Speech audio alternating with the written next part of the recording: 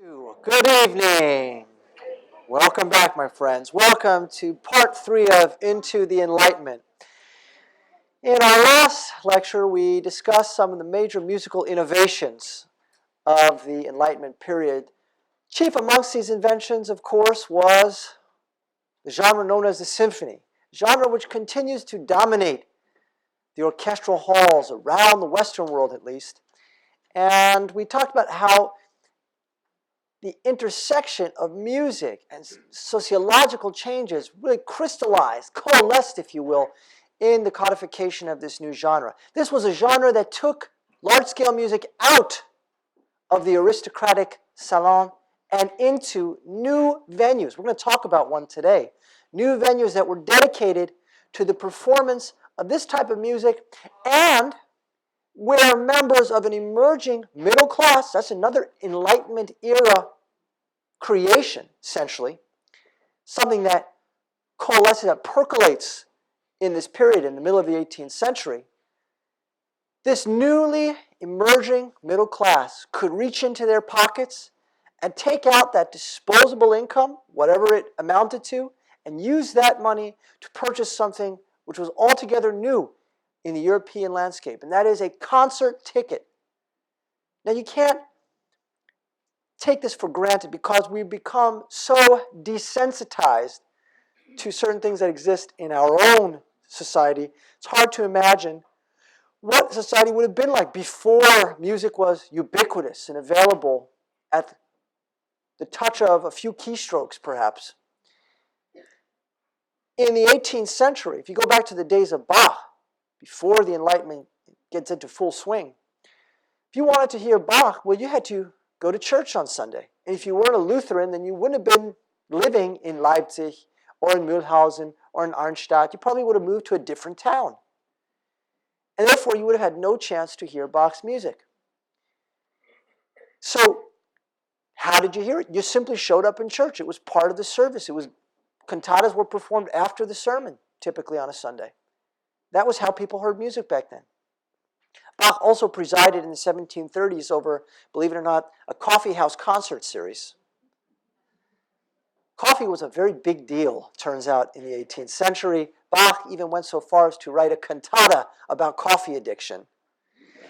It's one of about 10 or 15 pieces that Bach wrote that fit into the category of cantata, but there are a very slim minority that are not sacred pieces, not liturgical works. These are not church pieces. Bach wrote about 200 surviving church cantatas and only a handful, perhaps a sliver of these secular works. And the most famous, I would argue, is indeed the Coffee Cantata, which details the relationship between a father and his daughter, and the father trying to get the girl to quit coffee.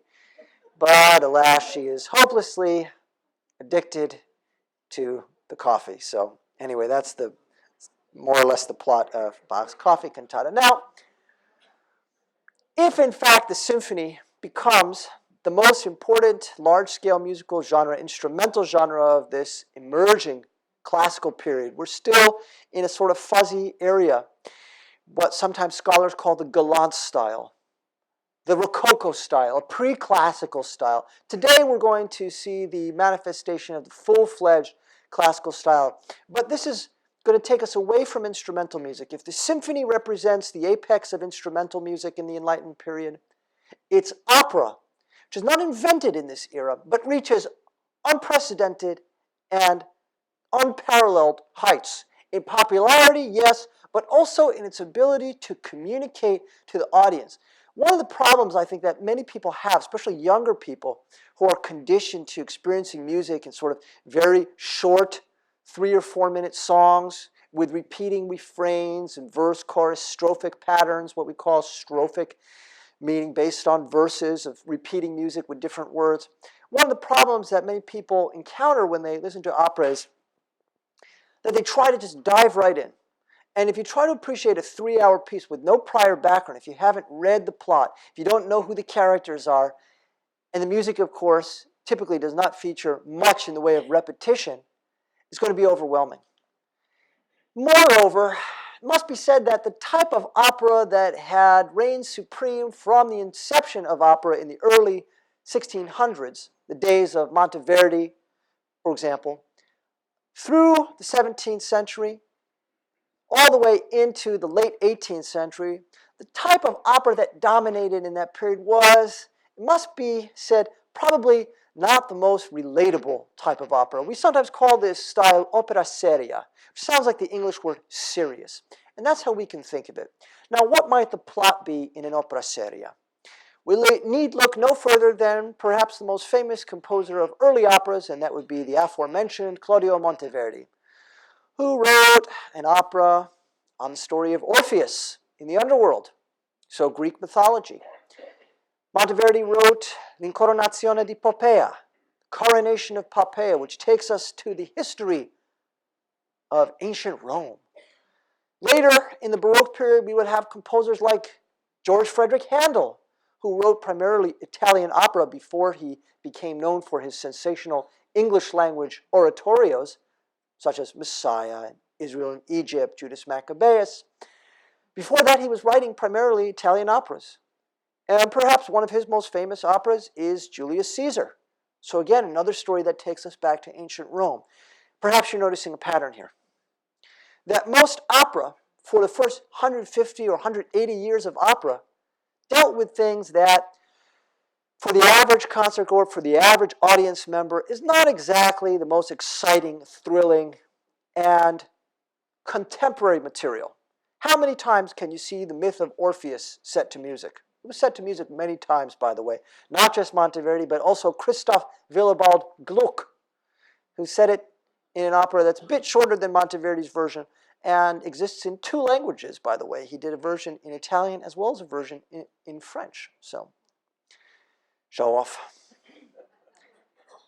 Probably the most famous aria in Gluck's version is Che farò senza Eurydice, which some of you ba da da di da da da da da da di dum da di da da dum. That's closer to Mozart's time. So how many times can one go ahead and see an opera on the story of Orpheus, or some opera that deals with the history of ancient Rome or ancient Greece? You see, it's not the most relatable material. One of the things that makes Mozart so successful, unprecedented in his success in opera, and by the way, so popular, so prosperous in this genre, that he eclipses the operas of his contemporaries. For example, the works of Antonio Salieri, who was not exactly Mozart's contemporary, although they lived and worked together in Vienna in the 1780s. Salieri, at the time, was arguably the most famous composer of opera in Europe. And yet today, whoever heard a Salieri opera, whoever saw one stage, that would be a rare event indeed. Haydn, whom we discussed last week, is known to history and was known to his fellow composers in the late 18th century as Papa Haydn, a moniker given to him because of this leading role that he took in codifying the symphony as well as the string quartet, which becomes the standard bearer in the genre of chamber music. Well, Haydn may have been a brilliant symphonist, but as I believe I mentioned last week, Haydn was, at best, a mediocre composer of opera. Beethoven, some of you have heard me speak about Beethoven's lone opera, Fidelio. Well, it took him 14 years to come up with the overture that satisfied him. What does that tell you about how smooth the composition process went for him? So Beethoven, who we'll discuss next week, has struggles with opera. Haydn wrote operas, but today they are more or less forgotten to history. And yet Mozart lives immortal, monolithic, unchallenged in his supremacy over the idiom in this period. Really, for most people, opera starts with Mozart, right? If you were to go to the Met or to any number of opera companies around the country or indeed around Europe, you would find that it's very rare for them to program operas from before Mozart's time. It's mostly Mozart and beyond. Think about the composers you'll come across in opera. They have names like Rossini, Bellini, Donizetti, Verdi, Puccini. Well, those composers are all 19th century. In the German-speaking world, you have Carl Maria von Weber, actually Mozart's nephew by marriage, if you can believe it, who wrote Der Freischütz in 1821. And of course, we just got through three sessions? Did it feel like 13 sessions on Wagner? So all of these composers that we encounter in the concert hall are composers who lived after Mozart's time. And that tells us a lot. That for many opera companies, for many opera singers, and for many opera devotees, opera starts with Mozart. It's not exactly true. Mozart comes along 180 years into the history of opera, 160 years, let's say. He writes his first opera when he's anywhere between 12 and 14, if you believe the stories. And there's no reason to doubt them because there is some empirical evidence in the form of letters that he wrote. We're going to start with an opera that dates from 1787. And the opera, of course, some of you may guess if you can see this picture on the screen of this lustful libertine standing in aristocratic garb with his hand on the hilt of his sword in a very symbolic gesture, perhaps. This is Don Giovanni. This is the story of Don Juan. This is the story of that licentious, salacious, prurient aristocrat who uses his power primarily to seduce women.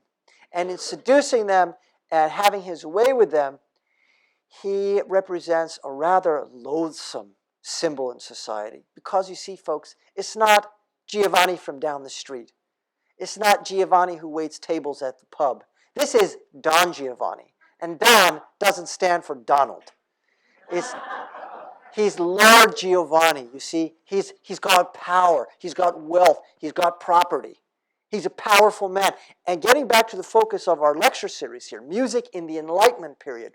This is going to be very significant for us today because we're talking about all these social changes. Remember in week 1 we talked about some of those changes? We looked at the music of Bach's children, C.P.E. Bach and J.C. Bach, a.k.a. Johnny Bach.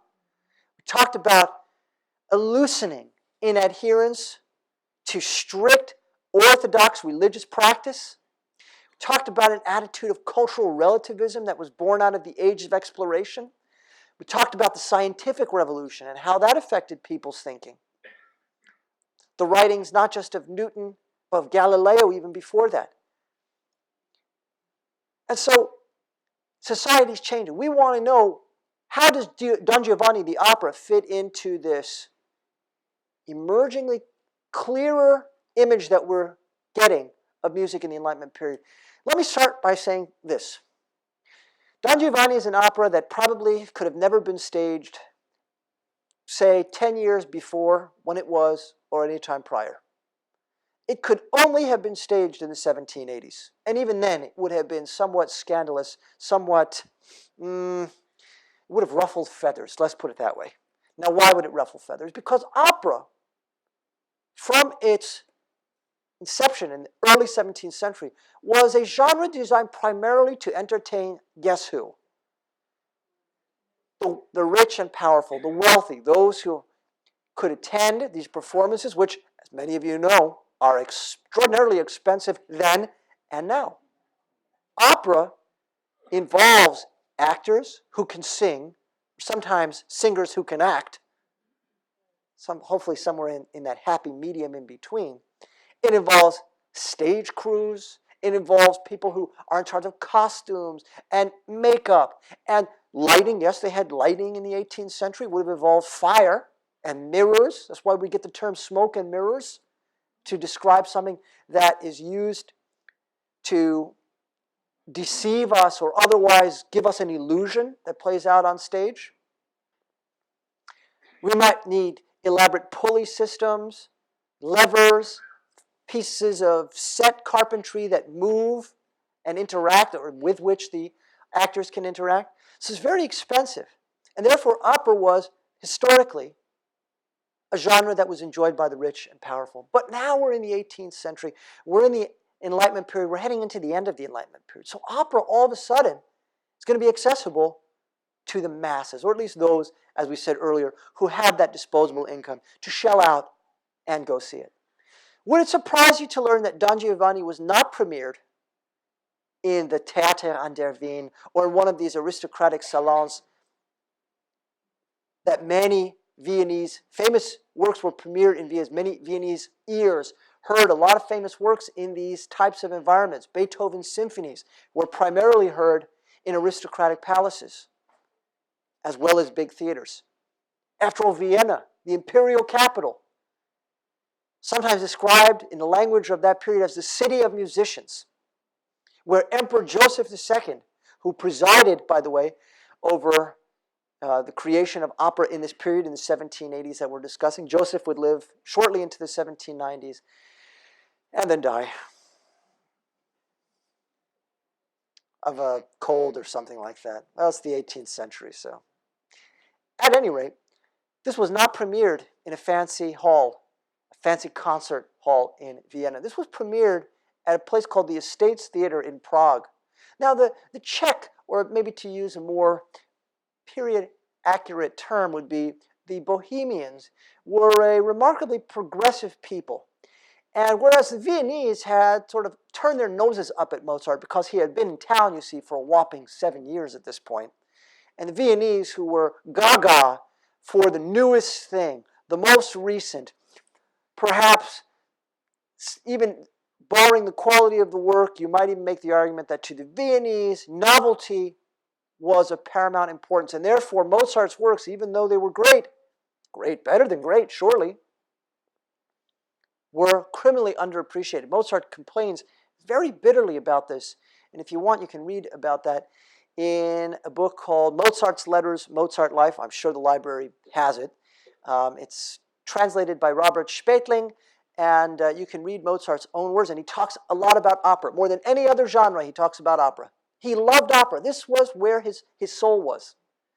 People often find that very fascinating because, well, Mozart, he wasn't an opera singer. He wasn't an opera accompanist who would sit in the orchestra and play. But opera was very much his most profound interest as a musician. This is what he enjoyed. We get this sense that, and he loved working with singers. He loved being in the theater. He loved coaching and writing arias that were tailored to that particular singer's voice. We're going to hear an example later in the program of a very unusual aria, which was spawned with its very unique attributes because Mozart's sister-in-law was destined to sing it, and he knew exactly what she was capable of. The quote that comes down from Mozart when he's just a teenager is, he says something like this: "An operatic aria must fit a singer's voice like a well-tooled garment. You can't just write the notes and find someone to sing it. You have to hear the voice and then write the notes." It's a very unusual mentality and very contrary, by the way, to how musicians tend to write today. However, of course, we live in a very different world than Mozart did. Nonetheless, it tells us a lot about this mentality, this very heightened awareness of vocal writing. Was Mozart a singer? Yes, he was. Do we know what his voice sounded like? Of course not. Not much. He was a tenor, and he loved to sing and accompany himself. He was especially good at making up bawdy lyrics while hanging out at the pub. The movie Amadeus does a pretty good job of capturing Mozart's almost goofy sense of ebullience when he's hanging out around theater people, essentially singers and actors and the like. In fact, towards the end of the film, there's a scene where Mozart is out late at night and his wife's at home with the baby, and Mozart's out partying with the theater people. And he's at the piano, of course. Some of you, perhaps, if you've been involved in theater, you've experienced this to some degree, right? Where there's no official purpose to this gathering, but perhaps there are just people around, and someone's at the piano, and someone's singing. And Mozart is in this scene, and he comes home, and of course his wife has left. She's taken the baby, and she's left. And so Mozart's mother-in-law starts screaming at him. And at one point she says, "Of course she left. It's because you're this and that." And then she says, "And you're selfish. Selfish, selfish, selfish, selfish." And she begins to scream at him. And then we cut right into the Magic Flute, to the famous aria, Der helle Rache. It's a great scene. Didn't happen, but it's a great scene. Didn't happen in real life. All right. Let's talk about Giovanni. We know that he's an aristocrat, and we can imagine the Czech audience here in Prague at the Estates Theater, very famous theater, by the way, still exists today. It saw premieres of works by Dvorak and Mahler, very hallowed ground for concert goers. And the opera goers are not seated on cushioned velvet, as you might expect or conjure up when you imagine what it's like to go to the opera. They were probably sitting on benches, wooden benches. This is contrary to our conception of opera, but welcome to the 18th century. It's the Enlightenment period. Society is changing. This is the first time that the average blue-collar worker, so to speak, to use an anachronistic term, is able to go and appreciate opera. So they're sitting on benches and they see this lustful libertine come out, Don Giovanni. And in the very first scene, he essentially he assaults a woman, attempts to have his way with her, assaults Donna Anna, and then when her father, the commendatore, shows up, he kills him in a duel. So in the very first scene, what does this aristocratic title character, the eponymous Don Giovanni, do? Attempted rape, murder. Not a very good look for the aristocratic character that takes center stage in this work. He has a manservant of sorts, a groom, if you will, named Leporello. And Leporello sings very different type of music than Giovanni, whereas Giovanni's music often comes off as very stately, very majestic, very powerful and authoritative. Leporello comes off as a simpering, sort of slow-witted, and very, very envious sidekick. Now, why is he envious? As he says, first thing he sings, "E non voglio più servir." I don't want to serve anymore. I want to be the boss. He's having all the fun. So you can imagine this vicarious experience the audience gets watching this. They see this loathsome aristocrat. Well, this is 1787, friends. How did people in 1787 Europe feel about aristocrats? The answer is not good. And in a couple of years, those same aristocrats, in France at least, would be escorted to Madame la Guillotine to have their head separated from the shoulders. Rather gruesome, rather grisly, rather macabre. And yet, the opera, we can see, remember that phrase I used earlier, this would have ruffled a lot of feathers? Because if you're an aristocrat watching this, what are you supposed to think when you see your social class being depicted as rapists and murderers that get away with everything because they've got all the power? This Enlightenment period is chugging along to a violent eruption. And that's going to happen on July 14th, 1789, in the storming of the Bastille and the ensuing period, especially in the 1790s. Things are going to become particularly violent. But operas like Don Giovanni really fit into this Enlightenment conception that we have, this model, I should say, that we've been building, where music is becoming more accessible to the average person. The average citizen can go hear it and appreciate it, enjoy it. Where music is going to become more accessible, not based on mythology and ancient Rome and stories of histories of bygone eras, but now of contemporary issues. For people in Europe, the abuses of the upper class were enormous, and they wanted to see, at least on stage at this point, see that salacious, prurient, lubricious title character get his comeuppance. They want to see him pay the piper for his manifold sins. And he's gonna. In fact, Don Giovanni's not going to end the opera in jail or even on a scaffold. He's actually going to go to hell. He's going to be dragged down to hell by the spirit of the commendatore. Commendatore, Donna Anna's father, the figure that he stabs and kills in the opening scene. We're going to watch the end of Don Giovanni. This is a remarkable moment. It's not typical to hear music recycled in an opera, but there's a few interesting things that happen at the end of Don Giovanni. Let me set the stage. Giovanni is holed up in his castle. And why is he holed up? Because, you see, slowly and surely throughout the course of the opera, the characters have been building a case against him. They've been on his trail. They've been figuring out he's the guy who killed the commendatore. He's the guy who tried to rape Donna Anna. He's the guy who tried to seduce Zerlina on her wedding day. He's the guy who seduced Donna Elvira and then threw her to the side like a piece of rubbish. We got to get rid of this guy. We got to make him pay. So the mob is sort of outside his castle, and Giovanni has holed himself up in there. And yet, queerly, he seems, well, rather calm about the whole thing. He says to Leporello, tell the band to strike up a tune. So imagine watching an opera where one of the characters says, tell the band to strike up a tune. What do you think is going to happen? Well, the orchestra is going to play something. And so the orchestra immediately stops and plays something new. And it turns out that what they're playing is an aria called Non più andrai, which came from an opera that Mozart had premiered a year prior. And this particular tune comes from the Marriage of Figaro. That's the opera from the year prior. Dum da-dum, dum da-dum, dum da-dum, da, dum da-dum, dum da-dum, dum da-dum, ba, dim da-dum, dum pa-pam, pam pa-pam, pa. Right, that's from Marriage of Figaro. Of course, how many people in Prague a year later would have known that? Probably nobody. And yet, Leporello, as soon as they start playing, says something like, wow, that tune sounds so familiar. Again, picture Mozart having fun with his theater friends, sitting there, playing the piano, making up goofy lyrics late into the hours of the night as the candles burn down, and they're just singing till their voices are hoarse.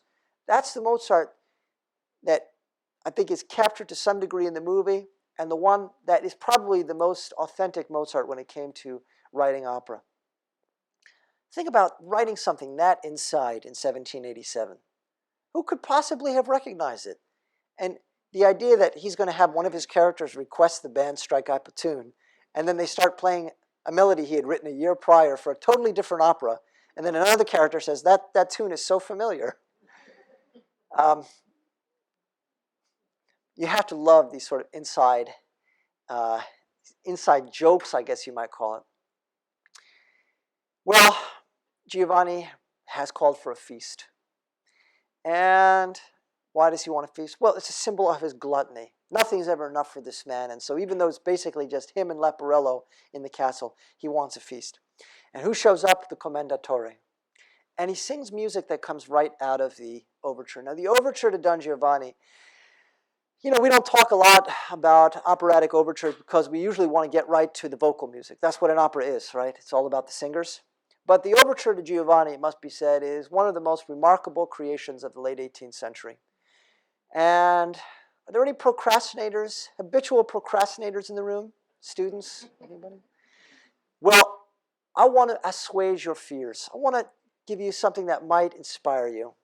If you ever feel like you're procrastinating, don't worry, because Mozart wrote the overture to Don Giovanni on the day of the premiere. Yeah, the scholarship, some people argue, no, it wasn't the day of the premiere, it was the day before. Okay, well, still pretty darn impressive. This sort of thing, by the way, is not unusual in music history. Mozart also wrote the finale rondo of his 20th piano concerto. He scribbled it out the day of the performance. Beethoven's violin concerto was scribbled out the day of the performance. So remember, these people were trying to meet deadlines, and those deadlines flew by. So they just had to, wake up early, I guess, or stay up late and finish it if they needed to finish it, dash it off, hand it to the performer, and hope the performers could sight read well enough to negotiate it with just a few hours of rehearsal. All right, we're going to watch the end of Don Giovanni, and we're listening for music from the overture, which you'll hear it because the music's in a minor key, and it's filled with these enigmatic rising and falling, mostly minor scales, but they're minor scales with wrinkles. They've got all these unusual, sometimes raised chromatic tones, sometimes lowered chromatic tones, and it gives the music a very eerie, haunting, almost ghostly quality, which is perfectly appropriate because, after all, the commendatore, remember, he was killed in scene 1. So what's he doing back here? Well, it's his vengeful spirit. So to capture the sense of this vengeful spirit, returning, Mozart gives us this very eerie music. What's amazing is that he foreshadows or adumbrates this eerie scene 2.5 hours earlier in the overture. I mean, that to me, to think about him sitting there and dashing this off the day of, that morning, waking up and writing the overture, is simply remarkable. But that was Mozart. Okay, here we go, the end of Don Giovanni. The drama in this scene cannot be overstated. The experience that those theater goers enjoyed in 1787, getting to watch this, is difficult to imagine what they might have even thought. Clearly, most we know from the contemporary reviews were aware of the fact that, well, what they had seen was monumental in scope, unprecedented in daring and ambition, and probably, I think we could say, aesthetically, one of the most striking things, possibly the most striking thing ever brought to an operatic stage. Historians sometimes describe Don Giovanni in very lofty terms. Often you'll hear it referred to as one of the most popular operas, one of the most successful operas, a perfect opera, has all the ingredients of the dramma giocoso, the opera seria, the opera buffa. It combines elements of serious opera, comic opera, strong drama, and when it's acted well and sung well, and you could hear in this scene, not only is Giovanni here, Rodney Gilfrey, doing his best to hang out with the commendatore, because the guy, I don't know who it is here, but whoever's singing the commendatore here, that voice, this is an unusual opera in that it pits baritones in the most prominent roles, which is usually, we think of operas being dominated by higher voices, the sopranos and tenors, and certainly for those who attended the Wagner miniseries, talked about the special type of voices required to sing in a Wagnerian role for those tenors, and sopranos especially, were roles like Tristan and Isolde and Siegfried and Brunhilde. But this is an opera dominated by baritone voices, and it creates a very earthy sort of sound, grumbly almost, down in that low register, especially the commendatore, who sounds downright terrifying sometimes. There's a moment where the orchestra drops out and they're just playing in unison with him as he sings these rather bizarre intervals of descending minor sixths and diminished sevenths. And he's bouncing all over the place, but often winds up on these very thunderous low notes. And he offers Giovanni a chance to repent, doesn't he? He says, give me your hand. This is it. This is your last hour. Will you repent? And Giovanni, the petulant aristocrat to the very end, clinging to his power, clinging to his authority that's allowed him to enjoy this very, very lust-filled lifestyle that he's been able to pursue all of these amorous conquests.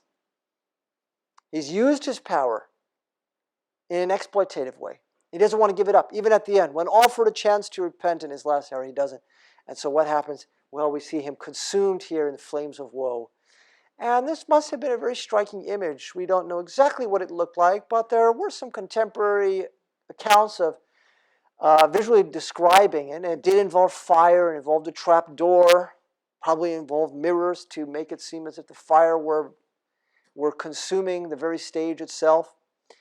And he's dragged to hell. Now, if you were an average person working your 9 to 5, so to speak, and you saved up enough money to go to see a Mozart opera, and you got to see an arrogant and abusive aristocrat dragged down to hell for his malfeasance, that must have been a very satisfying visual. Very satisfying. And therefore, Don Giovanni really fits into, now as we make our way into the end of the Enlightenment, really fits into this late Enlightenment period. So something, it's hard to imagine it being performed 10 years prior, even in the 1770s. Almost certainly would have been censored. Some of you know that the previous year, Mozart had written the Marriage of Figaro, Le Nozze di Figaro, which is based on a play by Pierre Beaumarchais. And the Beaumarchais play itself was banned in France. It was censored. Now, it had made its way to Vienna, where it was a bit more progressive in Vienna at this point. It would become far more rigid and draconian later on. But in Mozart's day, he was able to get Giovanni off the ground, and it's premiered not in Vienna, but in Prague, where a more liberal attitude prevailed and was more likely to result in a rapturous applause at the end. It's hard to imagine a room full of aristocrats giving a standing ovation to this piece, isn't it? That'd be a very weird image to have people who are seeing themselves vicariously depicted as arrogant miscreants who go to hell. Are they supposed to cheer at the end? Can you imagine? So it's in Prague. All right. Last but not least, we're going to talk about Mozart's Magic Flutes, or known better by its German name, die Zauberflöte. Now, the fact that it's even in German is significant. There's a scene in Amadeus where the emperor is asking whether the new opera commission should be in German or Italian. And the Italians, who dominate the court musicians, one of them says, "Oh, not German, Your Majesty. German is scusati, too brutta for singing. It's too ugly to be set to music. You can't sing German because the language itself, there's something inherently ugly about it." Well, we know some German here, and we know German. How could anybody say it's ugly, right? Look at the word, by the way, for pen. Pen in English, so boring. In German, Kugelschreiber. Kugelschreiber. Ambulance, ambulance. What about Krankenwagen?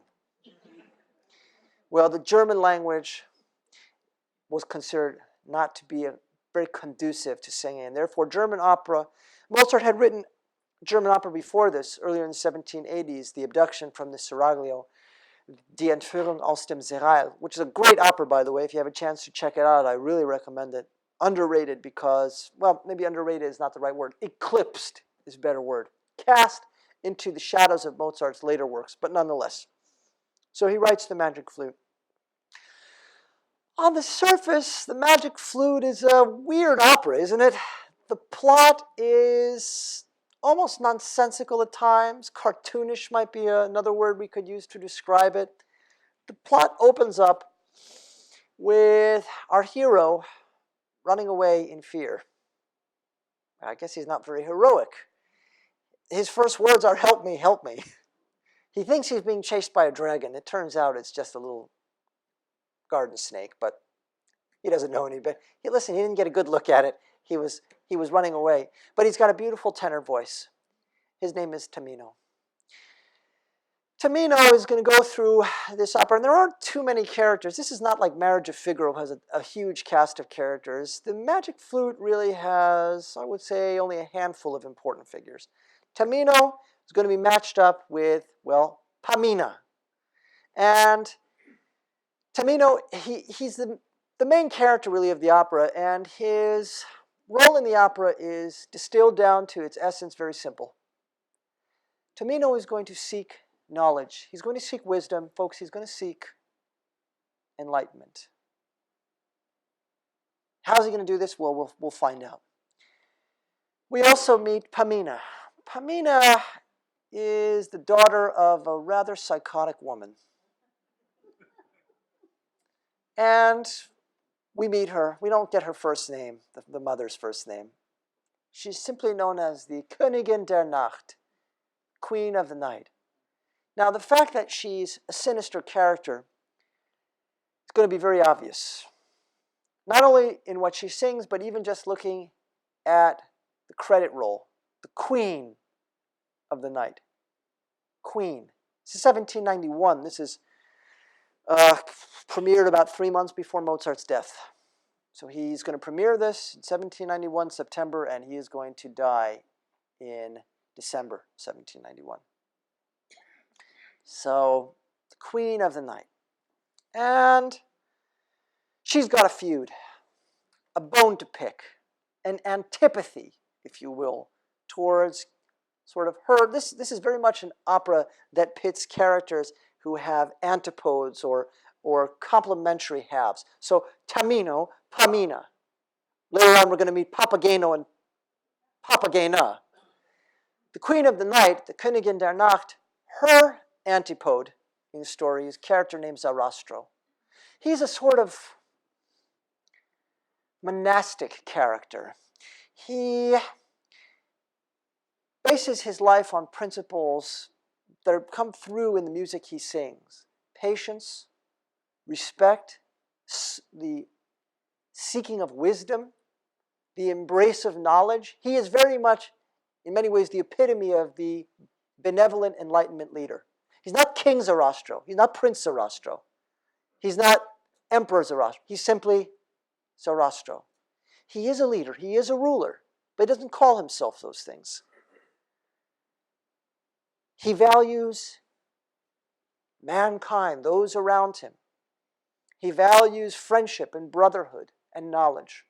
These are themes, by the way, that we're going to pick up on next week when we look at Beethoven. We look at some of Beethoven's later works, which really pick up on some of these themes we talked about. The idea of brotherhood and friendship. Remember the words at the second half of the finale of the Ninth Symphony. Seid umschlungen Millionen diesen Kuss der ganzen Welt. Be embraced, you millions. This kiss is for the whole world. So we have this opera, which is about Tamino essentially embarking on this Masonic journey. He's going to try to enlighten himself. He's going to try to join a society that's going to allow him to gain true wisdom, to really understand the reality that comprises his life. And there are silly characters. I mentioned Papageno. What are his first words? Well, some of his first words, Der Vogelfänger bin ich ja. I'm the bird catcher. That's me. He's searching for something too. But his search, in many ways, is a lot more straightforward. He's just searching for a mate. He's searching for his very own Papagena. And Papageno, you'll be glad to know, by the end of the opera, does indeed find Papageno. One interesting thing is we can call this piece an opera, most people do, but technically it's really not an opera. Not an opera? What do you mean it's not an opera? It's not, because technically opera is sung through. And this involves plenty of spoken dialogue. Therefore, it falls under the umbrella of what we call a Singspiel. German word, sing, believe it or not, means sing. And Spiel means play or act. So singing and acting, at any rate. You can call it an opera. Most people do. You know, Wagner despised when people called his works operas because he thought operas is the Italian way of doing things. I'm writing music dramas. Well, people call them operas. Nobody calls them music dramas. Sorry, Wagner. Okay.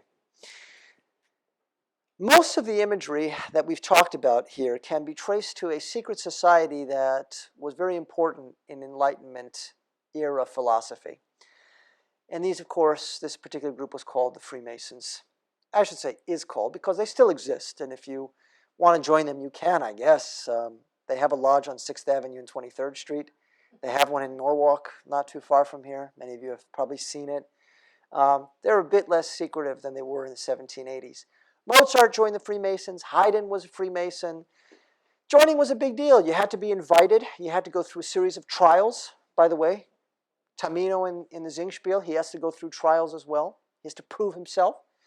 And there's a great deal of pageantry and ceremony that's involved in joining the Freemasons. Who were these Freemasons in the 1780s? They were intellectuals, like in the Middle Ages, where they actually were builders. They were stonemasons. That's how this started in the Middle Ages. But by the time we get to late Enlightenment Europe, they become an intellectual society. They're not, chiseling stone anymore and erecting cathedrals, which is what they did in the early days of their foundation. Here, they're artists, they're poets, they're musicians. They're intellectual types who gather, usually under somewhat secret circumstances. And what do they talk about? All sorts of things. Politics, history, religion, geography. One of the things that comes up in Mozart's lodge, his lodge was called the Wohltätigkeit Lodge, which means beneficence, I guess, was the idea of meritocracy. This was an important Enlightenment idea that sprung from the works of earlier generations of philosophers in the Enlightenment period. People like Voltaire and Diderot and Rousseau and Locke, and even in the previous century, Immanuel Kant in the Critique of Pure Reason, writing about human aptitude, human genius, what it means to be an advanced thinker, to be a progressive mind, And the idea was, in Mozart's day, one of the focuses was, a person should advance in life according to one thing, and that should be dictated by their own talent. Not where they were born, not who their parents were. And therefore, Mozart should have been the richest and most famous composer in Europe. Of course, we know he was not. In fact, Mozart, if you read those letters I mentioned earlier, see at the end of the book, when you get to the late letters, when he's a couple of years away from his own death, who's he writing to? He's writing to fellow Freemasons, merchants and people with deeper pockets, asking for loans. Can you loan me 100 gulden? Can you loan me 1,000 gulden? I can pay you back. I'm just waiting for my next opera commission to come in. And the idea that Mozart was struggling to pay his bills was emblematic of all the problems that plagued Europe that had been dominated by this initially feudal society, which had changed, had evolved, but was still ruled by tyrants and dictators, despots. And to the Freemasons, the Enlightenment thinkers, talent should dictate station. And that's going to become a theme that composers will embrace, Beethoven especially, and we'll talk about a famous instance next week. What are some of the Masonic symbols that come up in the Magic Flute? First, we have the issue of the number 3. 3 comes up quite a bit in this opera. The journey of Tamino is aided by 3 boys who periodically show up to give him tips and pointers. The Queen of the Night, that despotic character, we don't even have to hear her sing to know she's a lunatic because she's got that title, Queen, in 1791. It's not a very good thing to be. It's not a very flattering title in Mozart's operatic world, as we've seen with Don Giovanni. She's got 3 ladies that dote on her. 3 also comes up in other ways, more subtle ways. For example, the opera is mostly, in as much as an opera can be in one key, no opera can be in a single key, but it can have a unifying key, and this one does. And most people would say that the unifying key of this opera is E flat major. Now that might be gobbledygook to some of you, until you look at some sheet music and you realize that E flat major has not 1, not 2, not 4, but exactly 3 accidentals. There are 3 flat keys in the key of E flat. When the opera starts, we get a very peculiar rhythm in the orchestra. Bum, bum, bum, bum, bum, bum. Played in that sequence of short, long, short, long, short, long, drawn out like so.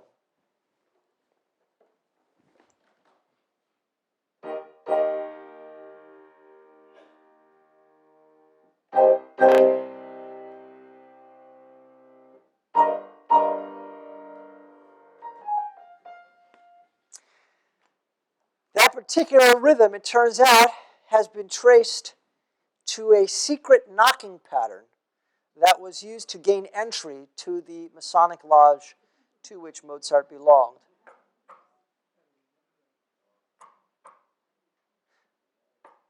We talked about the end of Don Giovanni and how Mozart uses this incredibly inside joke, reusing his own material from a different opera and then having one of the characters on stage comment on it. And we posited that it's likely that almost nobody in the audience would have possibly gotten it. But you can imagine Mozart giggling, smirking at the very least, as he's watching this play out, in the way that I think we're all inclined to smirk at our own wittiness when we come up with something that we find particularly amusing, even if nobody else gets it. Here, Mozart's once again going inside. Inside, meaning suffusing the music with symbolism that likely would have gone over the head, or better to say, completely unnoticed by the vast majority of people who have enjoyed it, not just at the premiere in 1791, but even today. How many people who have seen the Magic Flute know that that rhythm that begins the overture is a Masonic rhythm that is specific to his Viennese lodge? It's pretty remarkable. So Mozart's embrace of Enlightenment philosophy is present here in this opera. We're going to look, of course, at the famous aria that many of us know because it is one of the most recognizable operatic tunes, if for no other reason than for its remarkable tessitura. Take 10 professional operatic sopranos and put them in a room, and perhaps one of them would feel comfortable going out and performing this number on stage. Because to some degree, this one's not about training. This one's not about endurance and durability and breathing.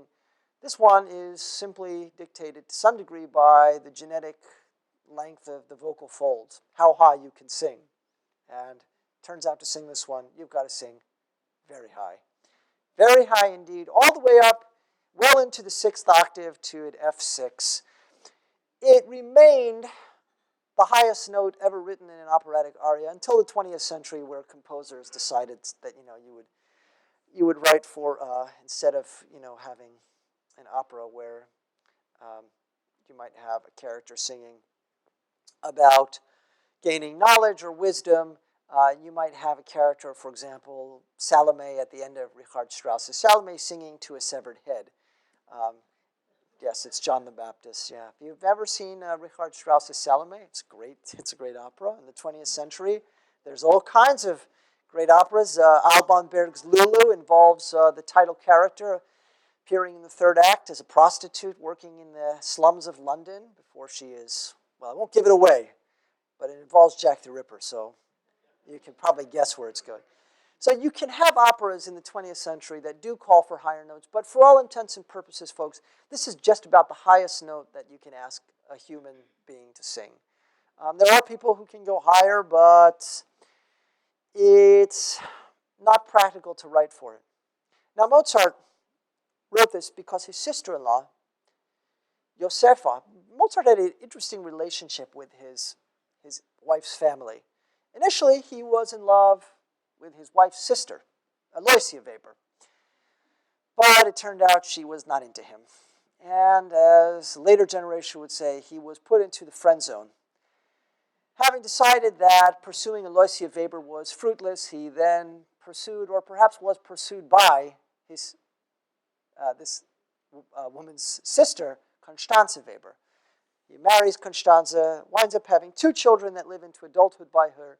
And the whole Weber family was exceptionally musical. Aloysia was musical. Constanze was a great soprano with also an exceptional range. But it was her sister, Josefa, who apparently could hit those tippy-top notes that nobody else could breathe that rarefied air. And so he writes this aria for her. And it makes a lot of sense in a way. Why does he write music that sits up in that incredibly high tessitura for this particular character? Let's listen to it and then we'll discuss. There are people who go to see this opera just to hear this aria, and it is sort of breathtaking. Now, the Queen of the Night is not about to win Mother of the Year award.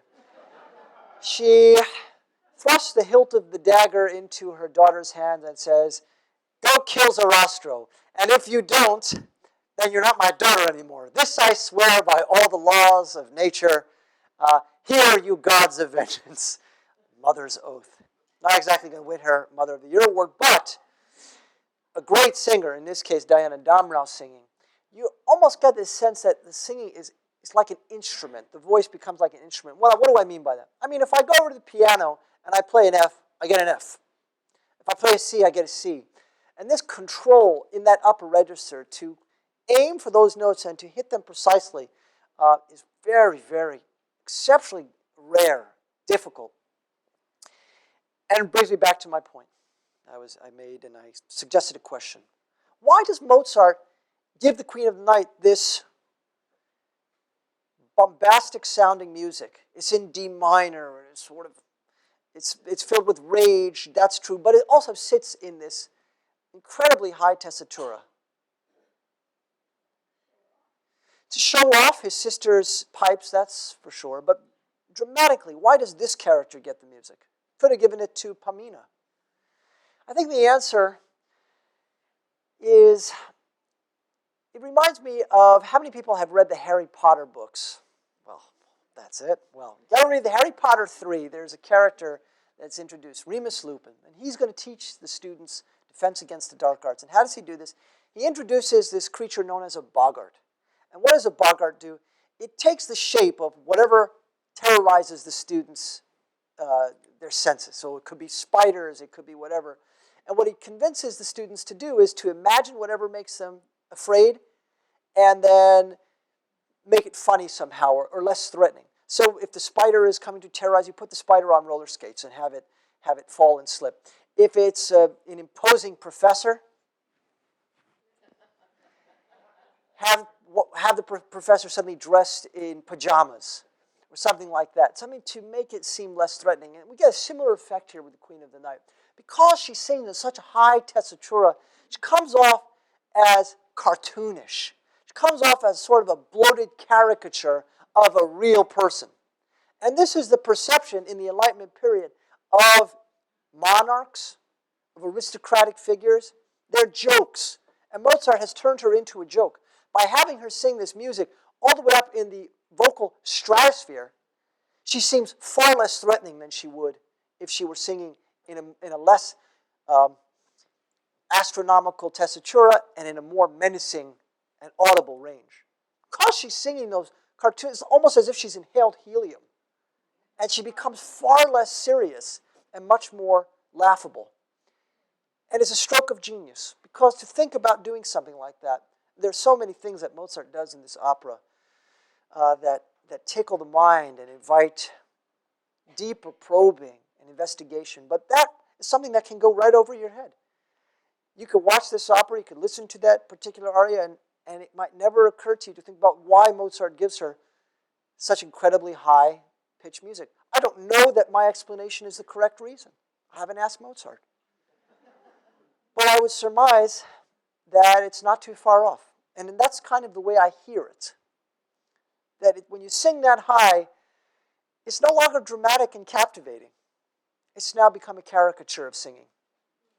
And to give a character whose title is Queen, that kind of music is very telling. It tells us that we're coming to the end of the Enlightenment. And next week, we're going to look at some music which might be considered anti-Enlightenment or counter-Enlightenment. If the Enlightenment was all about rules and all about logic and all about clear, crystalline balance and noble simplicity, what's going to follow? The answer is Beethoven. More on that next week. Thank you so much, my friends. I look forward to seeing you next Tuesday night.